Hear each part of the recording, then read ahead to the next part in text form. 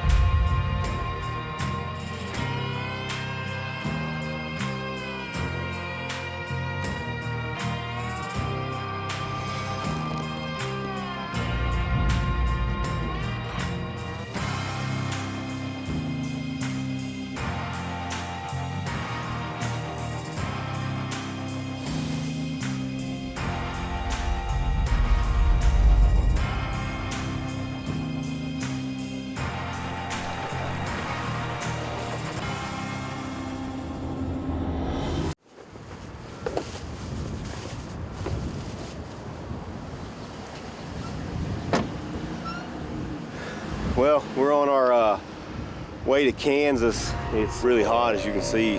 This season's been crazy warm all the way across the country, but we got a little bit of weather coming in Kansas, so we're gonna hunt there for a little bit. If it's not working out too good for us, we're gonna jet right down to our lease in Oklahoma. We've got some great covert picks, some good deer. I got a deer we call Slingshot. You know, there's several deer I'm really looking forward to hunting, so if it don't work out in Kansas, that's where we're gonna head to.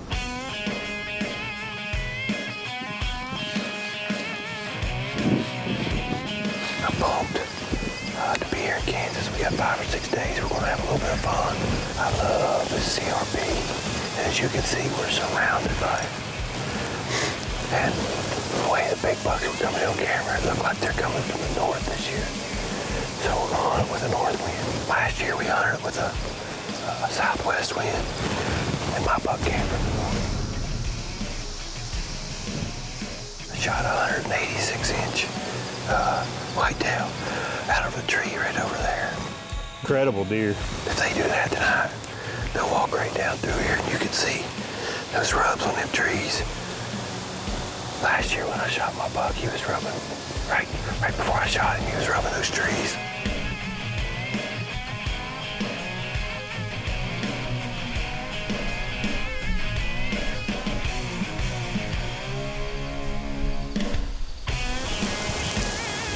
That's good when you get a mouthful.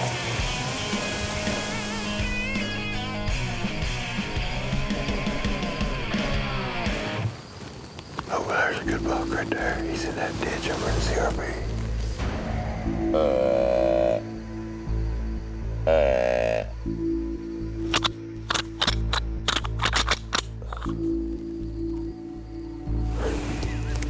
I grunted. He didn't really pay attention to the rattle, and he didn't like that very well. So he's probably got bumped once or twice.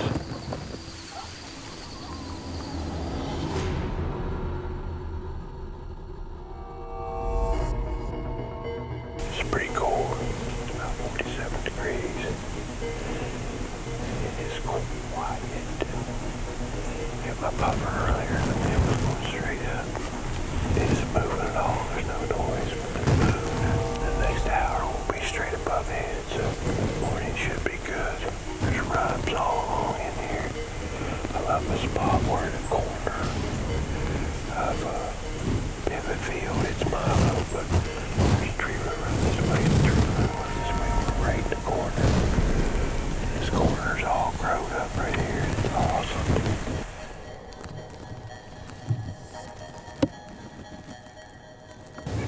There comes a little bug. Oh, here's a big bug right over my shoulder. He ain't that big. He's a 4-year-old, but he ain't that big. He's going right toward that other bug right there. He's just small there. 130, maybe 125, 130. He's definitely a 4-year-old.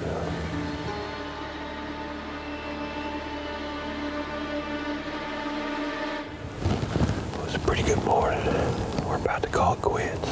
It's been daylight for quite a while now, so it's pretty much over. We didn't see anything in a couple hours.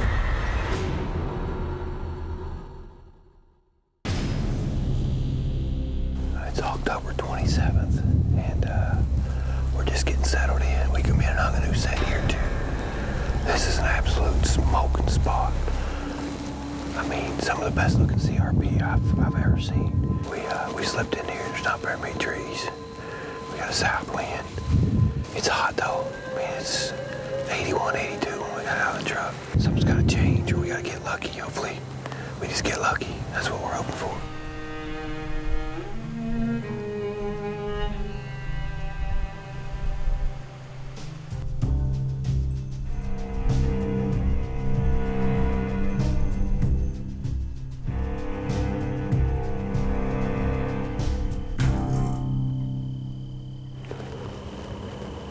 Oh, there's a buck just stepped out right behind them dogs.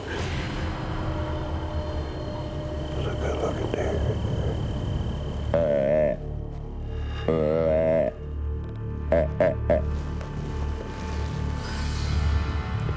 He's too far away, he can't hear it. It's too windy.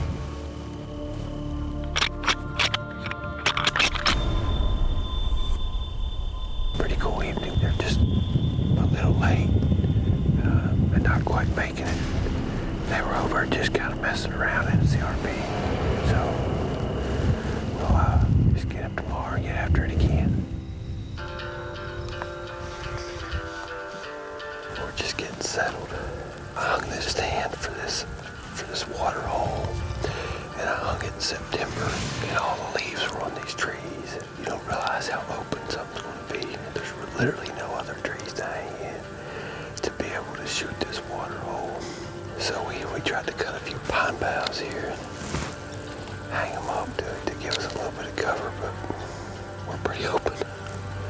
We're after a deer we call Webb Simpson. He's webbed. Got a lot of tines, not real long, good and wide, heavy, mature deer. So one thing that's weird is deer don't really bed into tree rows. Most of the time, anywhere you go, they're in the trees, but they're not here.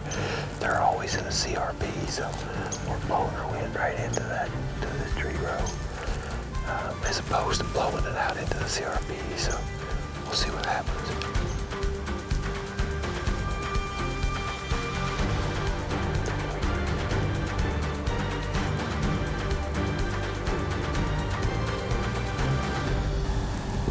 There comes that doe. It is absolutely dead quiet.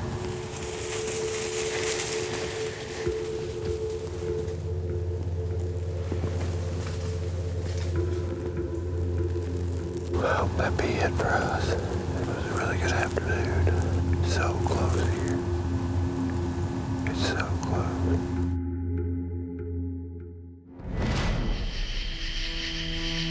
Well, it's tough.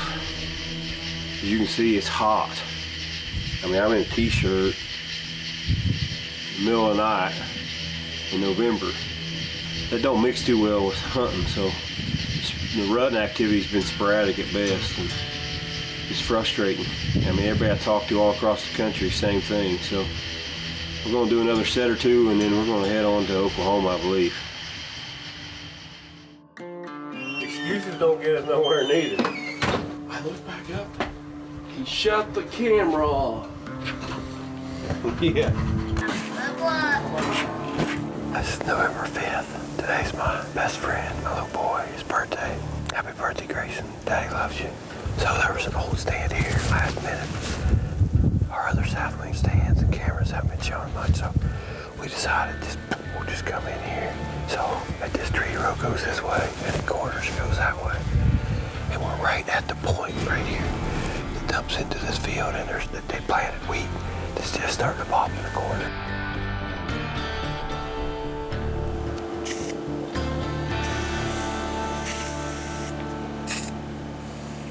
You gotta be kidding me.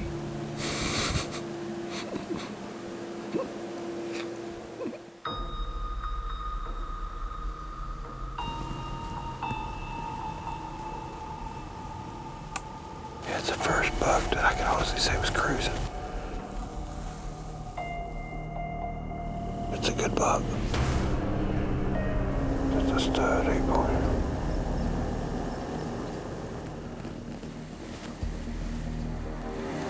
Dang it.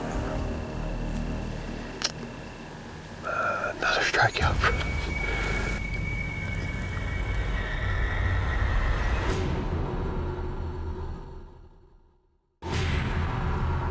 breaking daylight. We're getting our stuff ready to leave. Kansas has been a little tough on us. As you can see, it's daylight and I'm barely in a thin long sleeve, so it's almost 60 degrees this morning. It's supposed to be really good weather at our ranch today and tomorrow, so we're going to jet and be hunting here in a couple hours at our place in Oklahoma. Ultimately, our job is to harvest big mature whitetail, and I didn't do it on this trip, so it's a little tough to swallow, but we're going to finish packing up here and be on the road.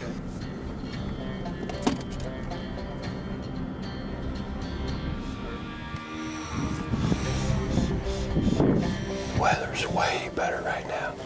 It was 57 degrees when we got out of the truck. It's overcast. It rained this morning. We pulled this card here today. In the last 4 days, 3 of our shooters have been here in daylight. So,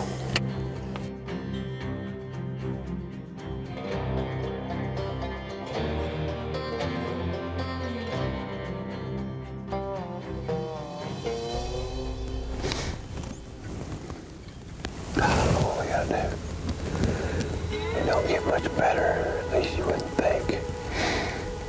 This is by far the coolest day we've had. The coolest afternoon we've had in 2 or 3 weeks, but I might have chose the wrong spot, I guess. This is ridiculous. You're not supposed to get ticked off.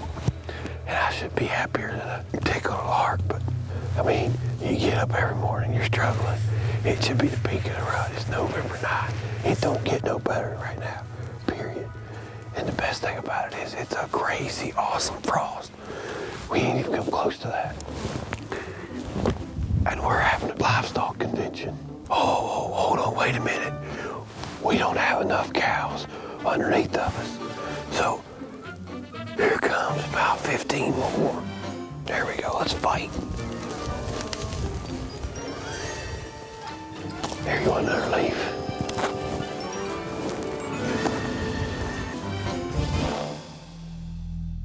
It's just getting completely bright enough for us to see. And we just had a couple does in the ball and a little buck kind of meandered by. We sure need a lot more than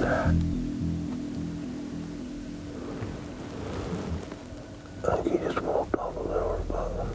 We just seen 2 big bucks. I got the glimpse of horns over here running some does. And looked like he was walking one off over here. That's one of the shooters. I don't know what he's running for.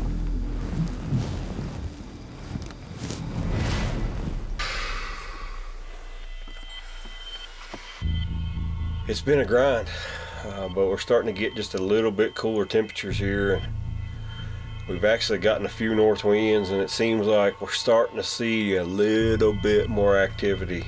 It's slow but sure, and you know, it's getting that time in November too. I think we're going to have to start setting some midday, all day sets, because some of the trail cameras we've checked, some of our coverts are showing some midday activity. So I don't really believe we can spend much time out. There hasn't been much activity, so we're going to have to maximize every daylight hour we can get.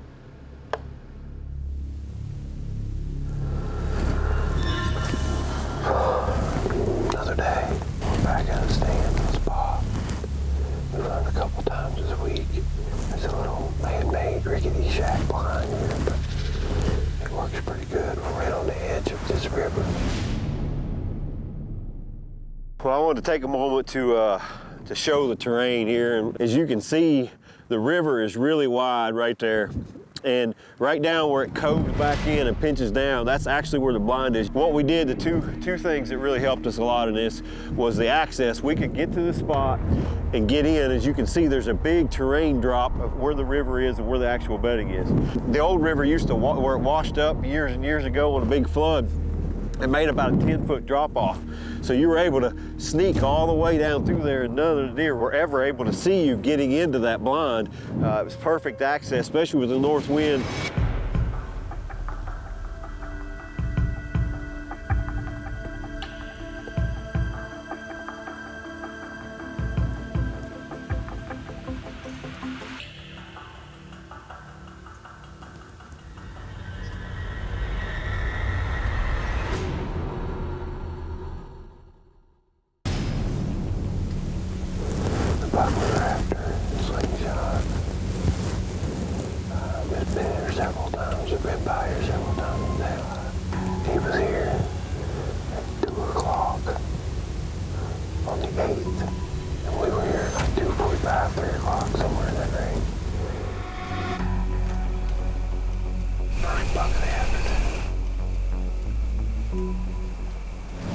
deer feel so much more comfortable down here instead of being out in the open.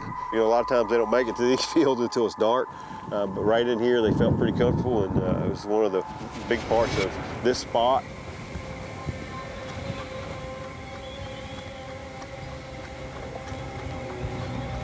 Right here you come in.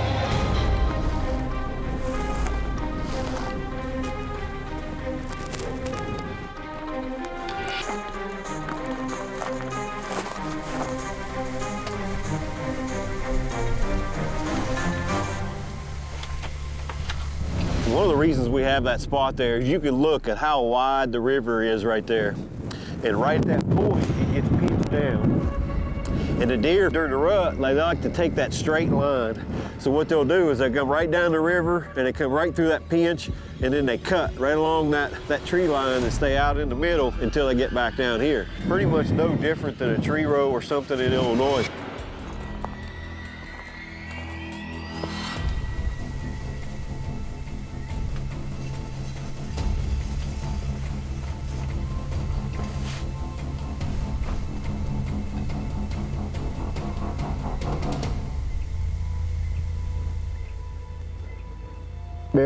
Back.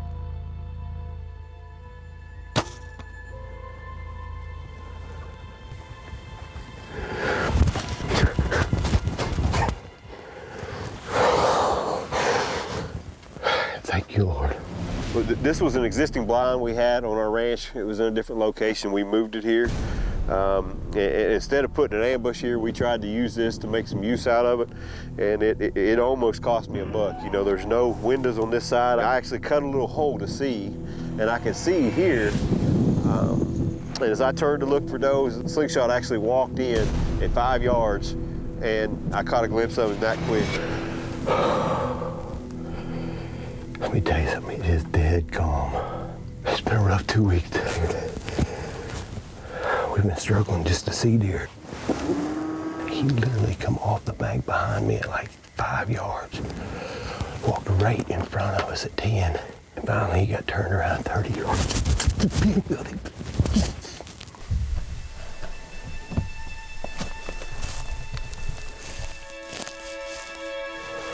We'll get the air first.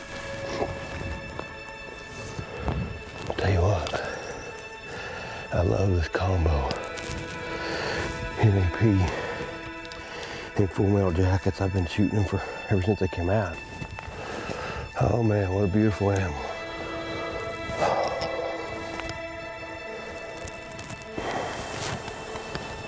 Wow, look at that.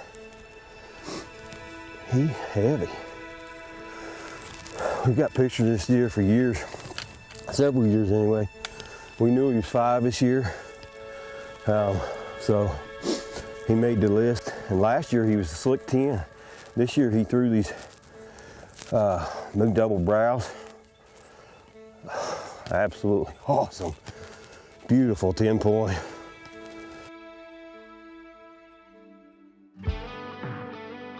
Well, Daniel, being in Kansas and Oklahoma, definitely struggled big time there, finally got it done. And today, I want to talk to you about how I struggle, and I know that you have struggles. And you know, right here in Ephesians 6, it talks about how we can deal with that, putting on the whole armor of God.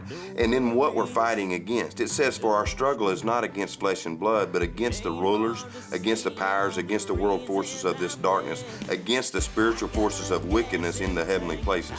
Therefore, take up the full armor of God so that you will be able to resist in the evil day, and having done everything, to stand firm. You know what? We're going to deal with things. Remember, it's not really against someone. The devil is working just like he always does. And remember to stop and pray and just give everything to God.